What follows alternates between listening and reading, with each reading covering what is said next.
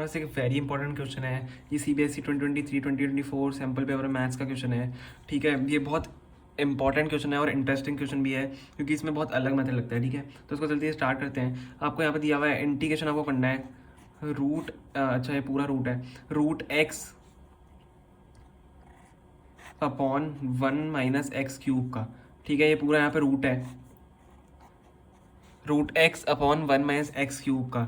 ठीक है, तो देखो यहाँ पे क्या करना पड़ेगा आपको, यहाँ पे एक्स की पावर 3/2 को टी लेना पड़ेगा। हम यहाँ पे टी तो लेंगे लेकिन एक्स की पावर 3/2 को टी लेंगे। अब आपको पता चलेगा क्यों लेंगे। अब देखो अगर मैंने इसको डिफरेंशिएट यहाँ पे कर दिया क्योंकि हम डिफरेंशिएट करते हैं, अब मैंने अगर डिफरेंशिएट किया तो 3/2 नीचे आएगा और एक्स की पावर में से 3/2 - 1 हो जाएगा इज इक्वल टू dt/dx। ये यहाँ पे आपका dx भी आएगा।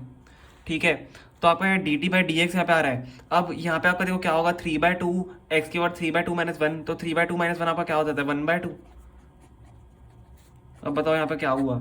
देखो एक्स की पावर 1/2 आपका रूट होता है, तो आपका रूट एक्स तो हमें यहाँ पे दिया हुआ है। देखो हम इसको सेपरेट भी कर सकते हैं ना, तो रूट हमें अलग अलग करने पड़ेंगे। तो 3/2 एक्स की पावर 1/2 आपका रूट एक्स होता है। मैं यहाँ पे रूट एक्स आपके लिए लिख रहा हूँ, dt = dx। ठीक है, तो आपका रूट एक्स डी एक्स यहाँ से कितना आ जाएगा 2/3 dt, और रूट एक्स डी एक्स हमें यहाँ पे ऊपर दिया हुआ है।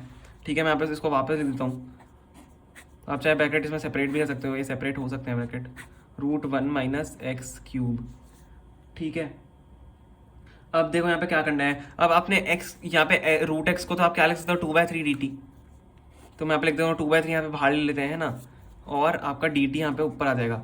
और नीचे आपका क्या आ जाएगा, नीचे आपका आ जाएगा 1 - देखो आप एक्स क्यूब, अगर आपने एक्स को यहाँ पे एक्स 3/2 को टी रखा है तो आपका यहाँ से एक्स क्यूब क्या आ जाएगा, आपका यहाँ से एक्स क्यूब t² आ जाएगा।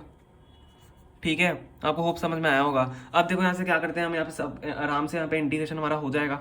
इंटीग्रेशन हमारा करना है हमें root of 1/dt upon root 1 - t² का हमें यहाँ पे इंटीग्रेशन करना है। तो आपका क्या होगा, रूट 1/a² - x² का आपका इंटीग्रेशन क्या होता है, साइन इनवर्स आपका होता है साइन इनवर्स x/a। ठीक है, तो यहाँ पे हम कर देते हैं, आपका हो जाएगा साइन इनवर्स